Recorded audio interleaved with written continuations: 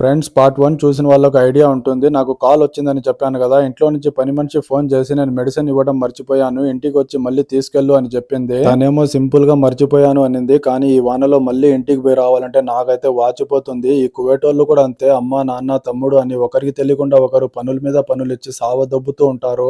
దానికి తోడు ఈ వాన ఒకటి తెల్లవారుజామున అనగా మొదలైంది. రాత్రి 10 అవుతుంది. ఇప్పటి వరకు నాన్ స్టాప్ గా కురిసే మా ఏరియాలో నీళ్లు చూసారా ఎంతలా వచ్చాయో, బండ్లు చూసారా మునిగిపోయేలా ఉన్నాయి. ఫైనల్లీ మెడిసిన్ అయితే తీసుకున్నాను. మ్యాటర్ ఏంటంటే ఈ కుర్చీలు అండ్ మెడిసిన్ మా బాస్ వాళ్ళ చెల్లెలు సౌదియాకి వెళ్తుంది. మా బాస్ అక్కడే ఉన్నారు. సో ఆయన కోసం అయితే పంపిస్తున్నాను. ఇవన్నీ తీసుకొని పోయి ఇచ్చేసి వచ్చేలోపు టైం అయితే 11 అయింది. చెడ్డ చిరాకులో ఉంటే ఈ బండి అయితే కనపడింది. ఒక్కసారి వీళ్ళ పరిస్థితి చూడండి ఫ్రెండ్స్. ఈ వానకి ఆ వాసనకి వాళ్ళు ఎలా తట్టుకుంటున్నారో చాలా గ్రేట్ కదా. మనకంటే చాలా హార్డ్ వర్క్. అందులోనూ వీళ్ళ జీతం 70 దినాలు మాత్రమే. కంపెనీ రూమ్ మాత్రమే ఇస్తుందంట. ఫుడ్ కూడా వీళ్ళే కొనుక్కోవాలంట. Thank you for watching. See you again. Subscribe.